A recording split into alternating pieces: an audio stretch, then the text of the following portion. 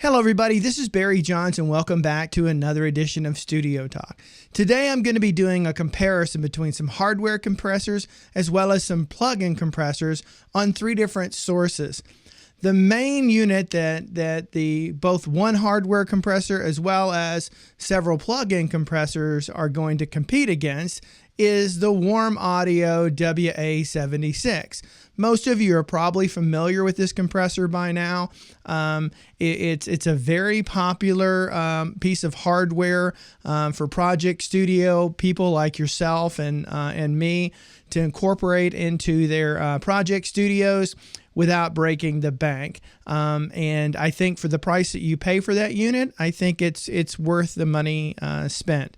And so today I thought some of you might be interested in taking a listen to it, and I'm going to be comparing it to another piece of popular gear for project studio folks like you and I, but not as good of a quality and a lot more economical, let's just say that. It's not a bad compressor by any means. I think you get exactly what you pay for. Actually, I think you get more than what you pay for with this compressor. But I think you'll have to judge for yourself with your ears compared to plugins specifically. I think whether that's the piece of gear that you want to invest in or not, if you're looking at adding a hardware compressor to your project studio, and that is the Klark Teknik 1176 clone.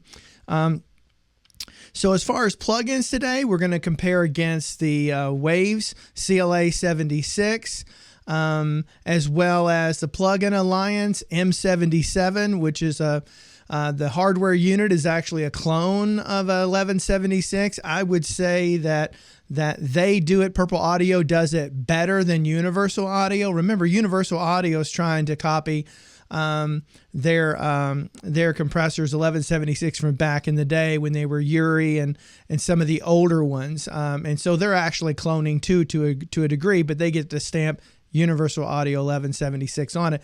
But to some degree, you could argue that it's also a clone.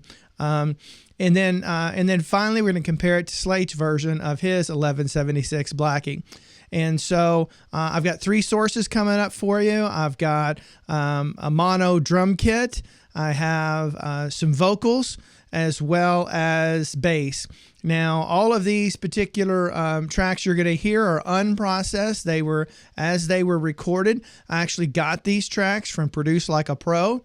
And so I thought you guys might want to listen to that. And some of you maybe are members of that club over there. I would encourage you to go over and check it out if you haven't yet. If you're just learning and trying to get used to learn how to mixing and everything, it's a great place to be.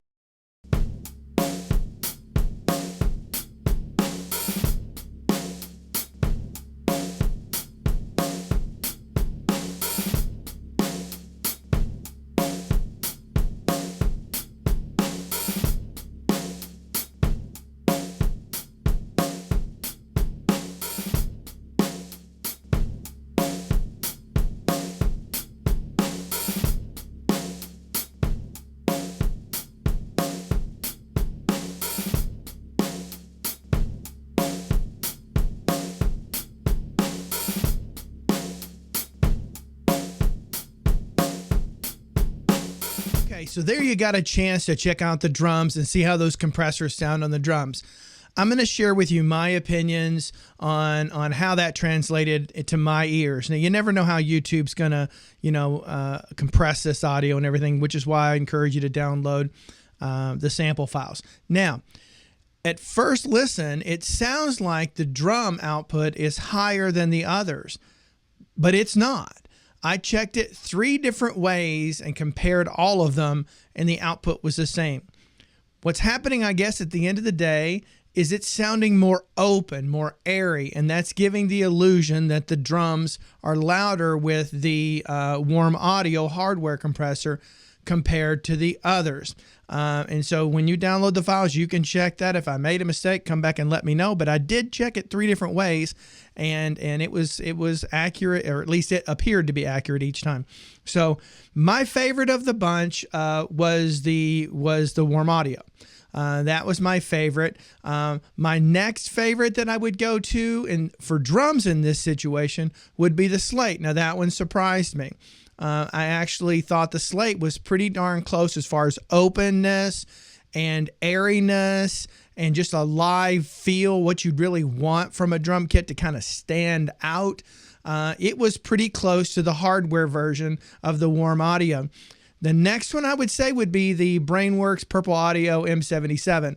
That one I think is a close second. I think if you're looking for a little bit more polished sound, maybe not quite open as airy, but kind of getting that way, I think that would be the way to go. Next, I think my next favorite would be the Klark Teknik 1176. I didn't like it on this at all, but that would be the next in line for me. And then lastly, the Waves. In this particular scenario, I would not even consider the Waves at this point. That thing has not been updated in a very long time. So I hope that gives you some examples of that. Now let's go off and check out and see what's going to happen with vocals.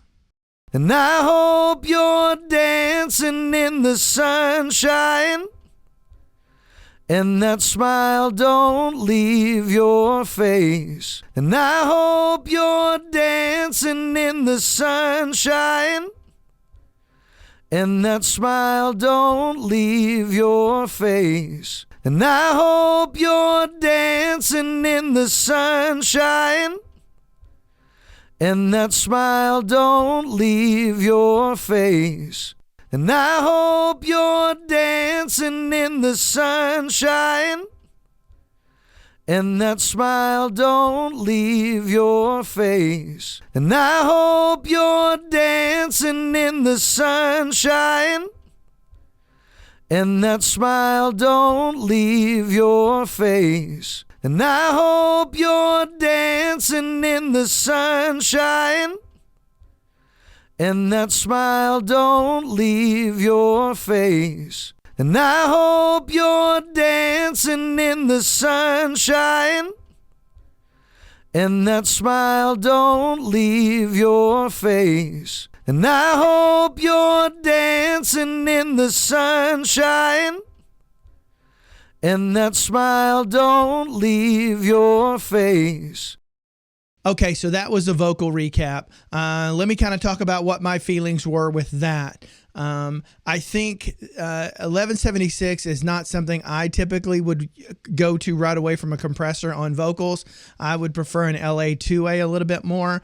It depends. I mean, that's not always the case, but I would go to an LA2A first, and I will be doing a comparison video coming up on some LA2A clones with some plugins here as well. But so anyway, I think that this one, I think overall, I preferred the openness and airiness, and especially on vocals. In this particular vocal, it pushed it very forward. I thought the Warm Audio did a very good job of pushing that vocal forward. I think it would help you a lot in the mix. Some of the others tend to round it out too much, darken it up too much, which would push it back in the mix and cause you to have to do some EQ and things like that. So I think that was some of the downfall, especially of the Waves one.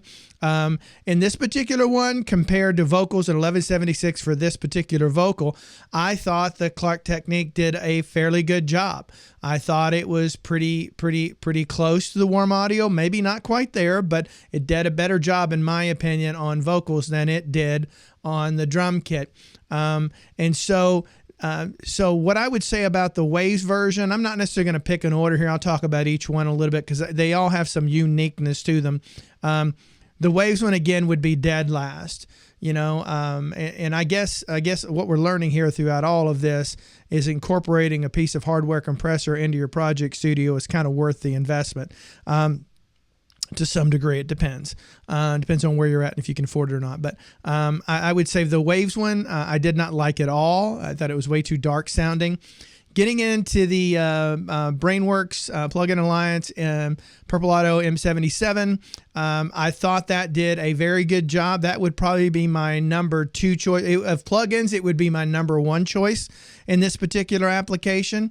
If I'm going plugins, that's the one I would use. And then finally with the Slate on this one was very difficult. There was some distortion going on. I'm starting to hear a little bit of harmonic distortion and some things going on that to me weren't pleasant for this. I think there's times that may be pleasant, but this wasn't pleasant. For whatever reason, I had to crank the output really high, and I checked, I put the trim plug in before and after, just kind of see if everything was kind of consistently throughout all of these, because all these basically takes were just duplicated in Pro Tools. And so everything was the same. But I found to get the output to match the others, I ended up having to crank that output almost all the way up. And I thought that was highly unusual. So I didn't like that one at all. I would say that Slate would be, I probably would have used Waves before Slate on this one. But that's just my opinion. And maybe I would. Maybe that might be going too far. But I definitely would have used the Klark Teknik before the Waves. I would have used the Klark Teknik before the Slate.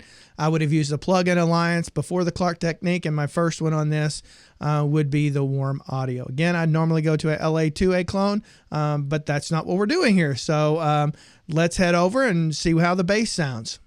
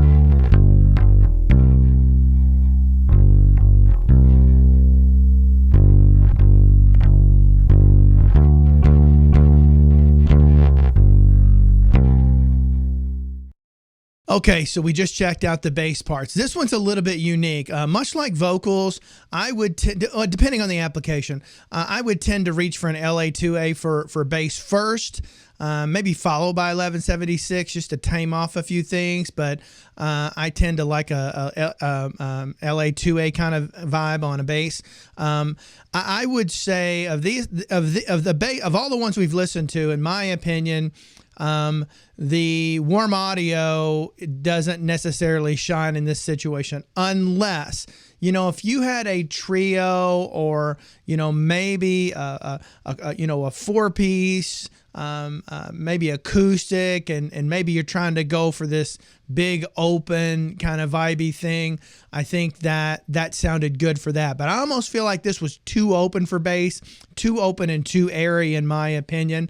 I feel like I don't really want that for bass unless I really want the bass to stand out, when it's only a few pieces or something. But in a heavy mix, I wouldn't have gone for the warm audio in this.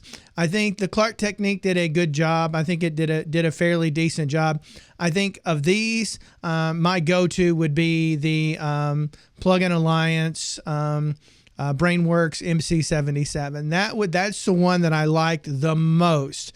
I thought uniquely about this one. I think in this for bass, I think in this application, I didn't think the waves was too bad.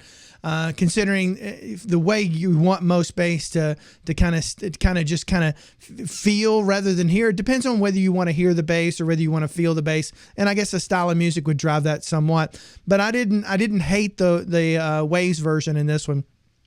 Now, if you wanted grit and you wanted drive in a bass, I think the Slate would do a good job for that one. But I think overall, if I had to pick a winner here, it would be the Plug-in Alliance / Brainworx MC-77 for bass on this one. I think I would probably follow that up. Let's just say it's your typical rock song. I would follow that up with the Slate version. Next, I would go the Klark Teknik, and then I'd go waves, and I'd probably lastly use the warm audio. Now, this is all just personal opinion, right? I'm hearing things in my head and applications, and I'd use it, and you may have a totally different application out there where you would use this different, and you would reorder those in a different way. That's what's great about all of this. At least you could get a chance to see, how they sound and how, what they sound like and how they sound differently. Now, really kind of almost frustrating point in doing this, in this whole process of trying to get everything properly gain staged, properly, the settings, you could not dial the settings in similar in each one. I'm sorry, you just couldn't do it. So I had to rely upon the gain reduction meters really to drive what was happening. So I have to rely on the accuracy of those meters in both the hardware as well as the plugins. Of course, I did calibrate, make sure that my meters were calibrated on both of the hardware units. And so I have to imagine that within the plugins, whatever they're registering for their gain reduction is accurate. And so that is an assumption that is made throughout all of this, because you'll notice, the settings are nowhere near the same. I mean, the attack and the release are relatively in the same as far as if you're looking at a clock, but some of them are numbered differently. And they're, and so ultimately I approach it like it was if I was looking at a clock. And so whether it was 3 o'clock, 6 o'clock, or 7 o'clock or something like that, I think was some of the 7 and 9, I think were a couple settings that would be either completely fast attack, completely fast release, slow release, or slow attack. I don't think I used a slow attack. I think I just used a kind of a 12 o'clock on the drums, if I remember correctly. But anyway, and a lot of that's the personal choice too, and depending on what you're trying to do. So I did have to make some generalized assumptions in this, where I think most people would probably give or take start, but that obviously is going to vary from person to person somewhat. So, hope you like this today. This was a lot harder work than I thought. I actually have now worked through the process on how to do this. It took me all day to film this. If I did it again tomorrow, I think I could probably knock it out in a couple of hours. But this one took me all day because I had to learn a lot throughout the process with screen capture and a lot of the technical stuff behind the scenes in Final Cut Pro and everything else. So the great thing about it is the harder it gets, the more I learn. And that's the way I preach for recording and everything like that. Never take the easy road. Always take the hard road that's going to make you learn something, and put one more tool in your tool chest that you know how to do to come back and utilize later when you've got to fix something or you've got to build something. Okay, hopefully you don't have to fix too much. Hopefully it's building. So anyway, if you like the things I talk about on this channel, please, please, please like and subscribe and hit that notification bell. Really helps me out. I'd like to grow this channel if I could. I'd like to have as many people get a chance to look at this ugly mug and hear me talk about stuff that nobody probably finds interesting. But anyway, I'm going to try. So, you know, I truly appreciate you guys watching. I appreciate the engagement that I've received so far with all the comments and everything and all the videos, and I am deeply, deeply, deeply humbled by all of it. And it just makes me want to work harder to do a better job for you. Again, I'm not always right. I don't ever claim to be the guy that knows everything. That is not the case. You know, all I'm going to do is just share some things that I've learned along the way, some of my thoughts, my opinions, fully expecting others to disagree with me at times and outright someone just say that guy's out of his mind, get him off my TV. But I hope not too many people do that. So thank you for watching, and I hope all of you have a wonderful day.